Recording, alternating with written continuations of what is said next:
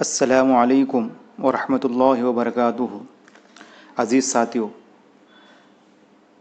اے خدا، اے عظیم الشان شہنشاہ، کیا بنایا تھا تو نے اس دنیا کو، اور آج تیرے بندوں نے اس دنیا کا کیا مذاق بنا دیا ہے۔ 60% مسلمان اس دنیا میں ایسے ہیں جن کو نہ اپنے قوم سے مطلب ہے نہ اپنے مذہب سے، صرف کماؤ کھاؤ گھر جا کر سو جاؤ۔ جس طرح سے جانور زندگی گزار رہے ہیں، بے مقصد کی زندگی گزار رہے ہیں، جس طرح سے جانور کھا رہے ہیں سو رہے ہیں، اسی طرح سے دنیا کے 60% مسلمان بے مقصد کی زندگی گزار رہے ہیں۔ صرف ان کا کام ہے کماؤ کھاؤ گھر جا کر سو جاؤ۔ آپ کو پتہ ہے اس کی وجہ کون ہے؟ اس کی وجہ کون ہے پتہ ہے آپ کو؟ یہ کچھ چند علماء ہیں۔ یہ کبھی ہمیں کہتے ہیں بھائی ہاتھ ناف کے نیچے باندھ کر پڑھو، کبھی کہتے ہیں اوپر ہاتھ باندھ کر نماز پڑھو۔ ارے بھائی کیا کر رہے ہو؟ آج کل کسی سے پوچھنے جاؤ بھائی مسجد کہاں ہے تو وہ کہتے ہیں کون سی مسجد؟ بریلی کی مسجد، دیوبند کی مسجد، وہابی کی مسجد، سنی کی مسجد، کس کی مسجد؟ ہائے ہائے، ہم سے تو لاکھ گنا ذات ان پرندوں کی ہے۔ وہابیوں کی مسجد پر بھی جا کے بیٹھتی ہے اور سنیوں کی مسجد پہ بھی جا کے بیٹھ جاتی ہے، دیوبندیوں کی مسجد پہ بھی جا کر بیٹھ جاتی ہے۔ ہائے افسوس، صد افسوس، فرقہ پرستی برباد کر رہی ہے ہم مسلمانوں کو، پوری طریقے سے برباد کر رہی ہے فرقہ پرستی۔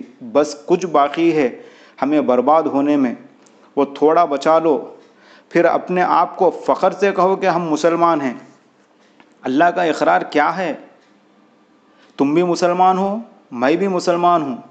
ارے ہمارے نبی حضور پاک صلی اللہ علیہ وسلم اس دنیا میں غیروں کو اپنا بنانے آئے تھے۔ ہم کیا کر رہے ہیں؟ اپنوں کو غیر بنا رہے ہیں۔ اے مسلمانوں، ان علماء کی غلامی چھوڑ دو۔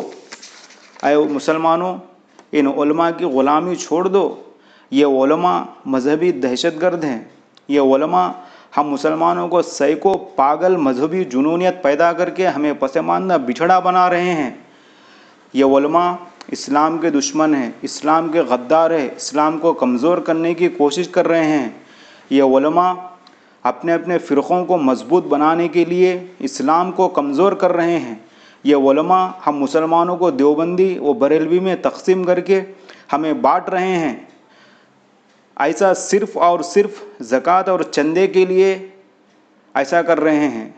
علماء سے دوستی بھی نقصان ہے اور ان سے دشمنی بھی نقصان ہے۔ یہ زہریلے علماء سے دوستی کرے تو پاگل سائیکو بنا دیتے ہیں، اور اگر دشمنی کرے تو فتویٰ دے کر یہودیوں کا ایجنٹ یا کافر قرار دیتے ہیں۔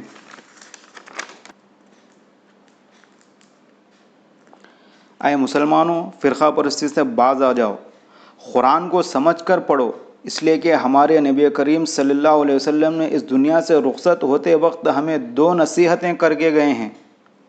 اے لوگو، میں تمہارے درمیان 2 چیزیں چھوڑ کر جا رہا ہوں، اس کو مضبوطی کے ساتھ پکڑ لینا، ایک کتاب اللہ اور میری سنت، تم کبھی گمراہ نہیں ہوں گے۔ اے لوگو، اللہ کے نبی صلی اللہ علیہ وسلم کے اس فرمان پر عمل کرو، تم دنیا میں بھی کامیاب رہو گے اور آخرت میں بھی کامیاب ہو جائیں گے انشاءاللہ۔